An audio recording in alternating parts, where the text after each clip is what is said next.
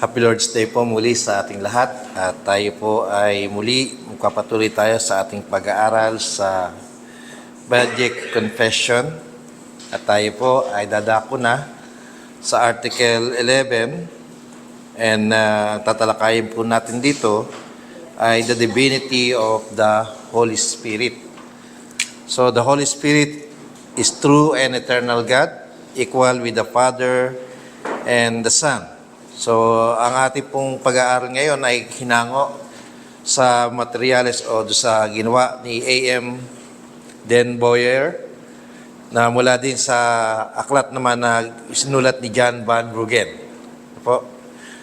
So, sa araw na ito po ay ating... Yan, akala ko tinapos na agad. Natapos na agad. So, basahin po natin yung Article 11 ng Belgic Confession. So dito po ang sabi ay ganito. We believe, sabay-sabay po nating basahin.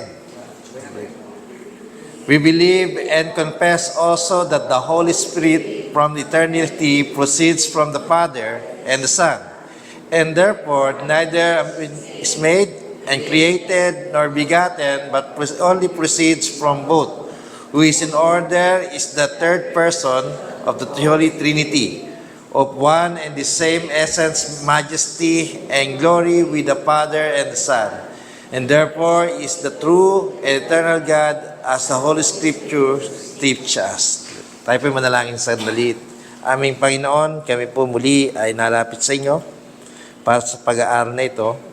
Bigyan niyo po kami ng kaalaman at kabatiran sa kalooban ng Panginoon at patuloy naming maunawaan ang mga bagay nito na naaayon sa iyong banal na kasulatan at kung paano mo ito nais namin maunawaan, Panginoon. Maraming salamat po. Ito'y dalangin namin sa pangalan ni Jesus. Amen. So dito po ay tatalakayin natin ang tatlong mahalagang aspeto. Yung una, the Holy Spirit is God in Himself. Ano po? Yung pangalawa ay the Holy Spirit is the third person in the Trinity.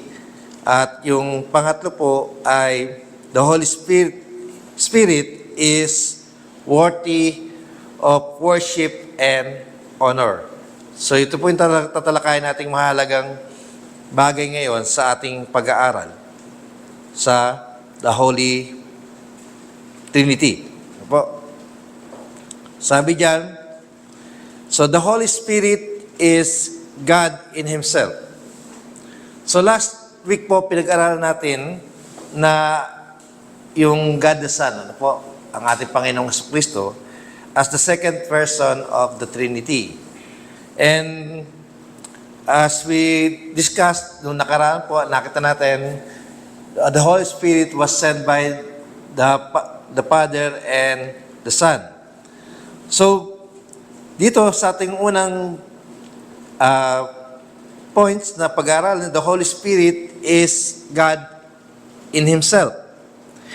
Ibig sabihin, He proceeds from the Father and the Son eternally. So this procession is not something that happened in time or history.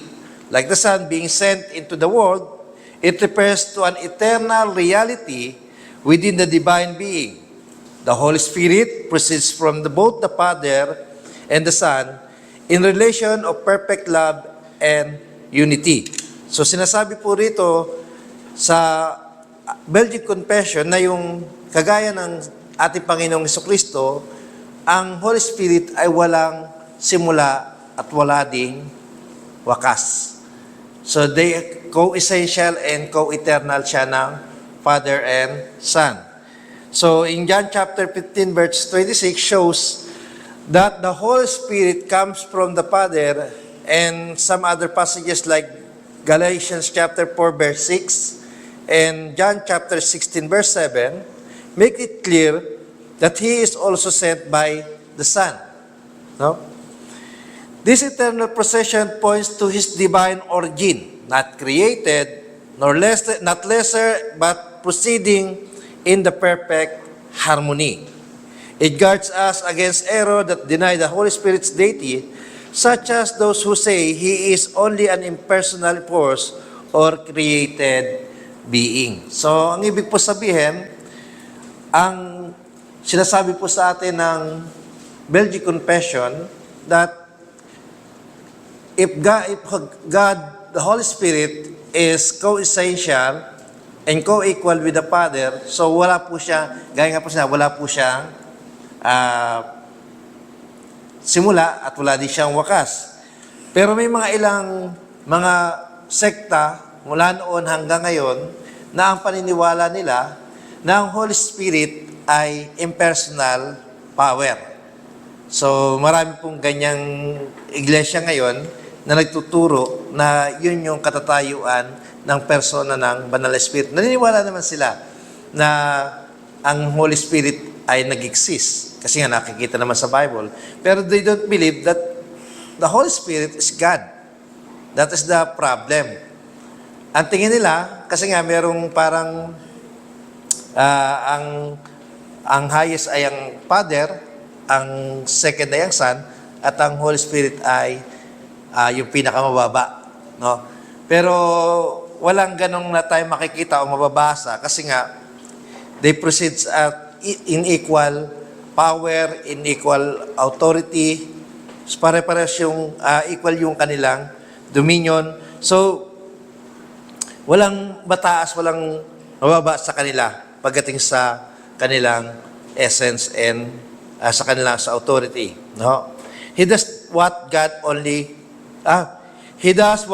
God can do. So, yun yung sinasabi dito.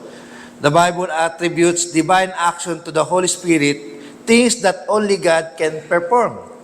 Ibig sabihin po, kung ano yung magagawa ng Father, ano yung magagawa ng Son, nagagawa din ng Holy Spirit.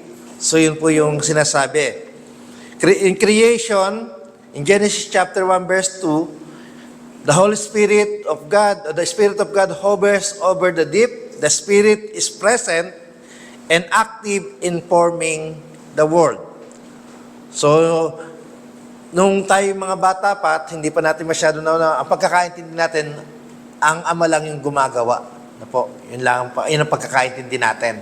So, hindi tayo masyadong detalyado, hindi tayo natin nakikita yung mga bagay na.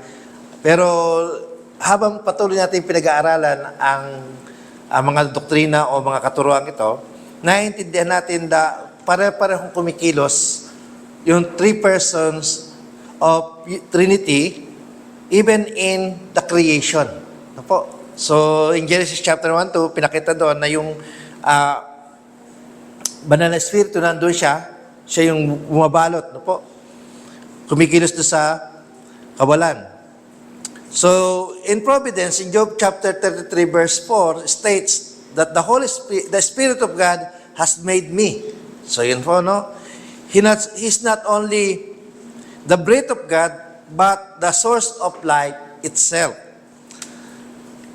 In salvation, in Titus chapter 3, verse 5, Paul writes that we are saved by the washing of the regeneration and the renewal of the Holy Spirit. That means that the Holy Spirit takes dead sinners and bring them to life, a work only God can do. So, yung regeneration, so dun at sa renewal, ito yung pagkilos sa atin ng Banal na Espiritu pagdating sa ating kaligtasan. Yung Banal na Espiritu ang kumikilos, yung bumubuhay muli sa atin, mula sa ating kasalanan. O siya yung nagbibigay sa atin ng kapanganakang muli. So no creatures, no angels, no force can do these things. These are the works of the divine power, confirming that the Spirit is true God. So, makita po natin itong action, itong mga action na ito, hindi po siya magagawa ng tao, hindi siya magagawa ng kahit na anumang nilalang sa mundong ito, liban sa Diyos na siyang may likha. Diyos na nagbibigay sa atin ng kaligtasan at sa Diyos na nagbibigay sa atin ng bagong kapanganakan. He is directly called God in Scripture. So ito yung isa pa sa mga sinasabi na, so the clearest example is in Acts chapter 5 verse 3 to 4, when Ananias and Sapphira lied about the sale of their property. Peter says, you have lied to the Holy Spirit. And then immediately follows up, you have not lied to man, but to God. So pinapatunayan ng banal na kasulatan, even in the Old and New Testament, pinasinasabi o pinatutunayan na ang banal na Espiritu ay tinatawag na Diyos.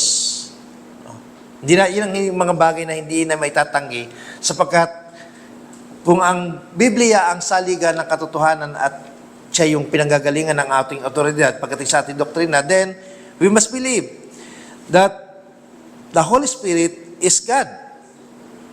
This identification is deliberate. The Holy Spirit is God. Paul also writes in 1 Corinthians chapter 3 verse 16 that believers are God's temple because the Spirit dwells in them. The conclusion is clear. To be indwelt by the Spirit is to indwelt by God Himself. So tayo raw ang templo ng banal na Espiritu.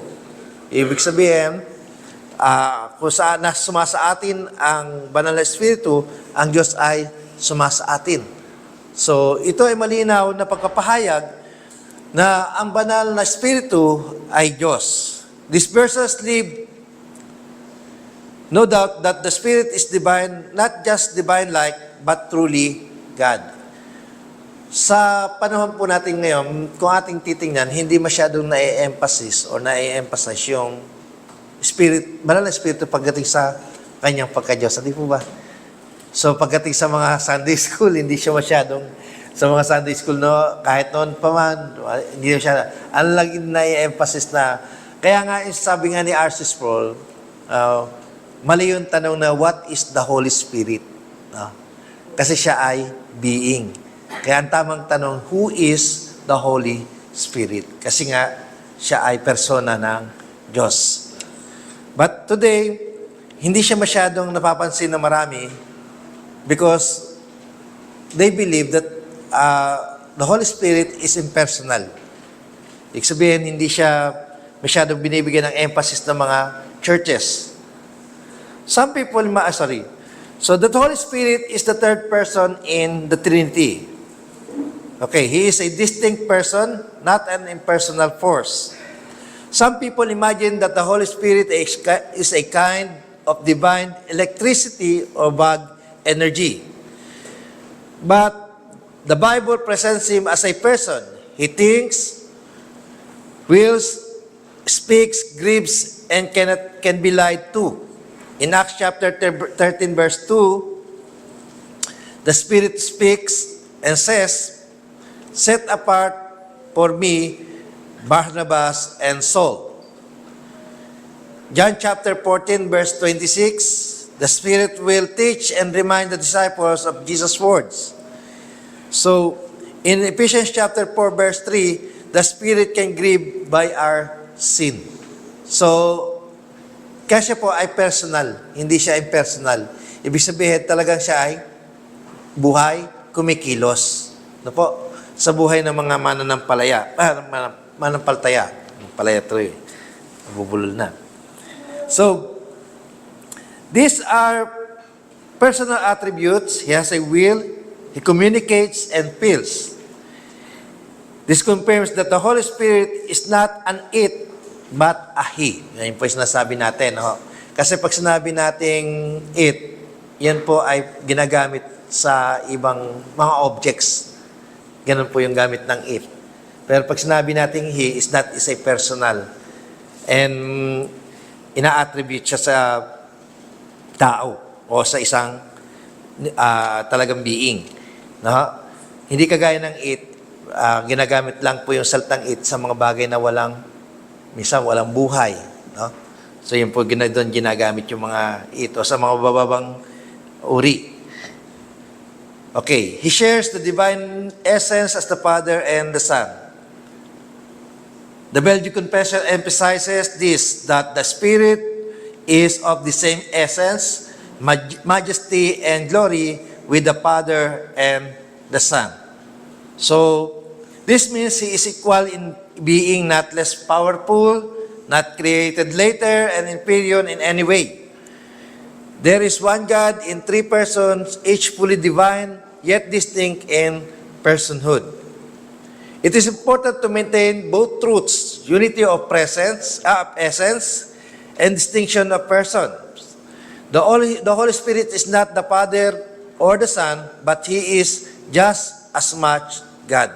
So, ibig sabihin, hindi po yung, so, kagaya po ng mga pinag-aralan natin before, kasi nga, nagkakaroon ng mga maling doktrina pagdating sa Trinity, na yun, kagaya po ng doktrina na ang Ama ay naging si Jesucristo, at si Jesucristo ay siya ngayong banal na Espiritu. So, hindi po yung ganun yung doktrina ng Trinity. So, sila po ay mayroong kanya-kanyang persona na kumikilos pare-pareho sa iisang Diyos. Ano po? He is active in every divine work.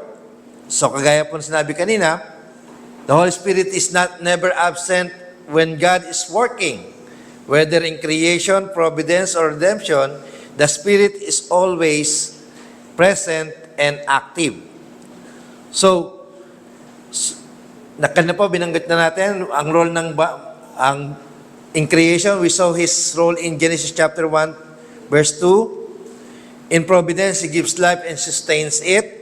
In redemption, He applies salvation, sanctifies us, comforts us, and seals us. All the work of the true of God are true of the Spirit. This unity in action affirms that the Spirit is not just associate with God, He is God. So, pag sinabi nating associate of God, kasama lang siya. Pero, pag sinabi nating He is God, siya mismo yun. Ano po? Kasi hindi natin pwedeng ihiwalay yung Holy Spirit sa Father and Son. Kung paano kumikilos ang Ama at ang Anak, ganun din kumikilos ang banal na Espiritu. While Christ earns salvation, the Spirit is the one who applies the salvation to our hearts. In Romans chapter 8, verse 9 to 11 says, the Spirit who raised Jesus will also raise us. He dwells in believers and brings spiritual life. In Genesis chapter 3, verse 5 to 6, he says, we must be born of the Spirit to enter the kingdom of God. In 2 Thessalonians chapter 2, verse 13, speaks of sanctification by the Spirit. So, ito ay mga talata na nagpapakita sa atin kung paano nga ba kumikilos ang banal na Espiritu sa ating buhay bilang Diyos. No? Hindi siya bilang isang Diyos, kundi bilang Diyos.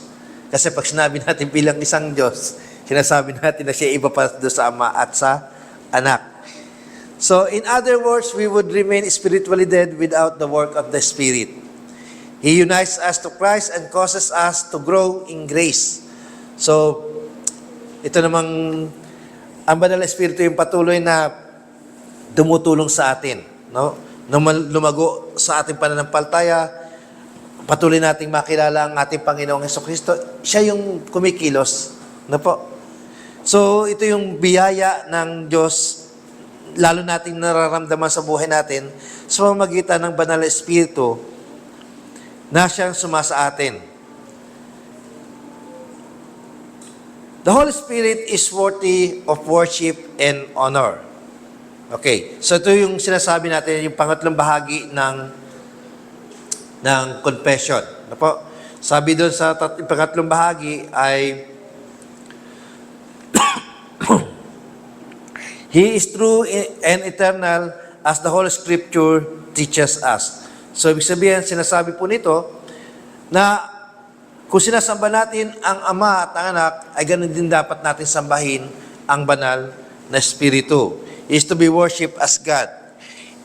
The ancient creeds such as the Nicene Creed rightly affirm that the Holy Spirit is to be worshipped and glorified with the Father and the Son. So, dumating kasi minsan sa punto na parang ang pag-worship sa Banal na Espiritu parang mas mababa kaysa sa Ama at sa Anak. Ano po, may ganong point. Lalo na doon sa mga churches na hindi mo siya, parang ang tingin nila sa Holy Spirit ay impersonal force. Hindi masyado nilang binibigyan ng emphasis or emphasize yung pag-worship sa Banal na Espiritu. This is not a human invention but a biblical truth. Ito ang dapat nating tandaan palagi, na yung katotohanan tungkol sa Banal na Espiritu ay hindi lamang imbento o gawa-gawa ng mga tao. Ito ay pinatutuhanan ng Banal na Kasulatan na siya nating kinukukuhanan, siya yung may otoridad na magsasabi sa atin kung ano nga ba ang katotohanan tungkol sa Banal na Espiritu. If the Spirit is God, then He must be worshipped with the same reverence and praise with the Father and the Son. So, kung paano natin wino-worship ang Ama at ang ating Panginoong Jesus, ay ganun din dapat nating worship ang Banal na Espiritu. Ignoring the Spirit or refusing to honor Him rightly is dishonoring to God Himself. So, maganda po natin maintindihan yun, no? Na kapag hindi natin sinamba, hindi natin ginalang ang Banal na Espiritu, ay hindi rin natin ginagalang ang dalawa pang persona ng Trinidad. Kaya nga sabi yun yung sabi ni Peter kay Ananias at kay Sapphira, di po ba? Na nagsinungaling kayo sa Diyos. Nagsinungaling kayo sa Espiritu ng Diyos, sa Banal na Espiritu. So, ibig sabihin, yung pangalawang tingin ni Peter, nagsinungaling kayo sa Diyos.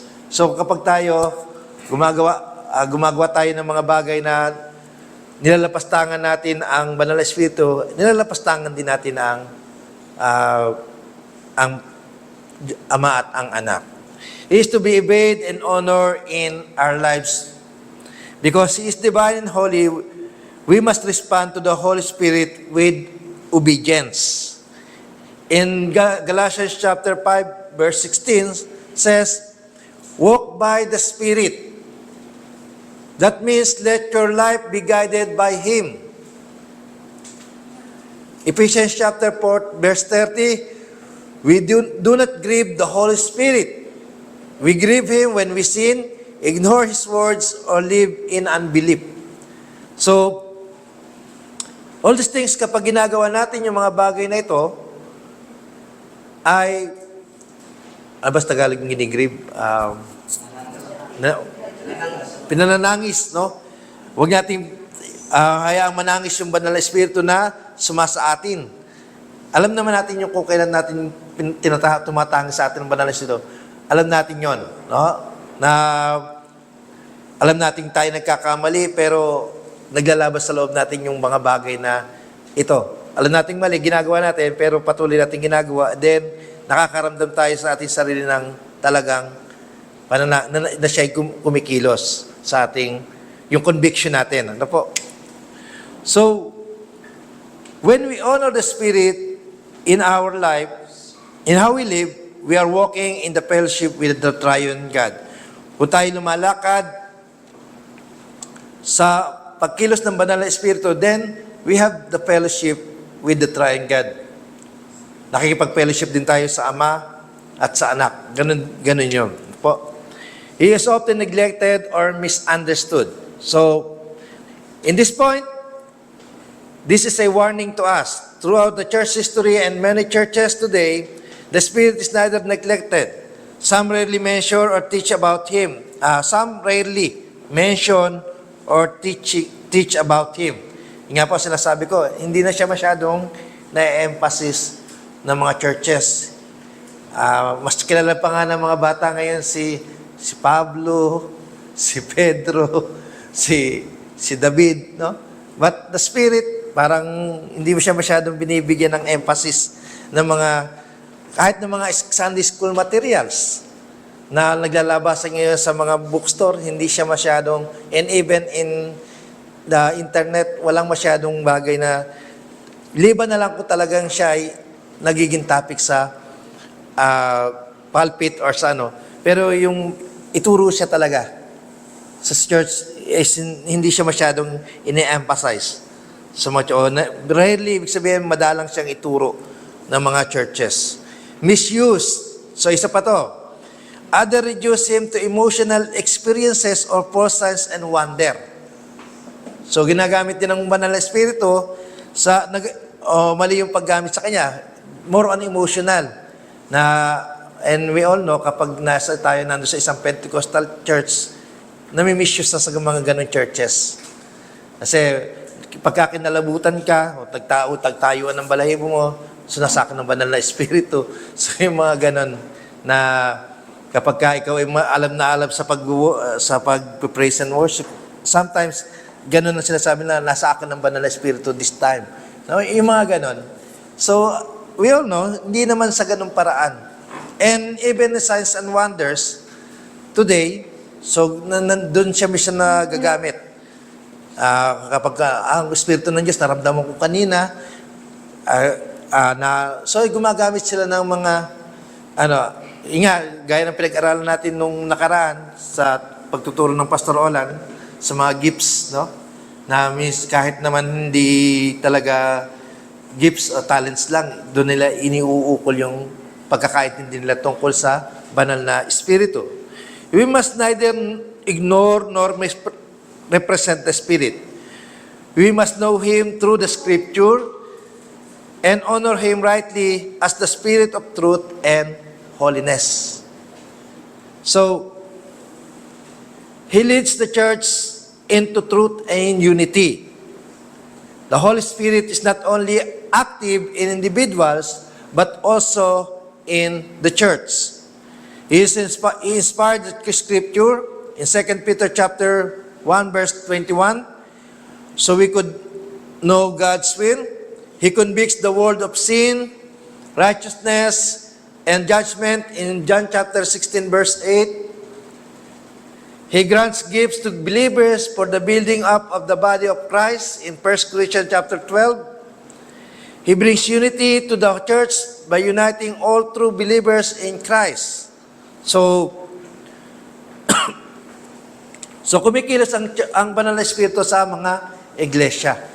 So, kung nakita po natin, sa mga itinuro ng ating pastor noong nakaraan sa 1 Corinthians chapter 12, so nakita natin ang banal na espiritu mismo ang bibigay sa atin ng kakayanan o ng gifts. Pero hindi ibig sabihin binigyan tayo ng gifts para pagmalaki natin, kundi ito ay ginagamit natin para pagkaisahin ang mga mananampalataya sa ating Panginoong Jesucristo.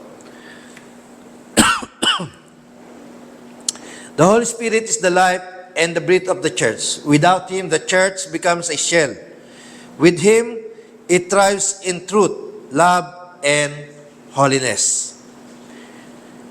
Para po sa ating pagtatapos, we believe and confess that the Holy Spirit is true and eternal God. He is not less than the Father or Son, but fully divine, worthy of all praise. He is personal, active, powerful, and present.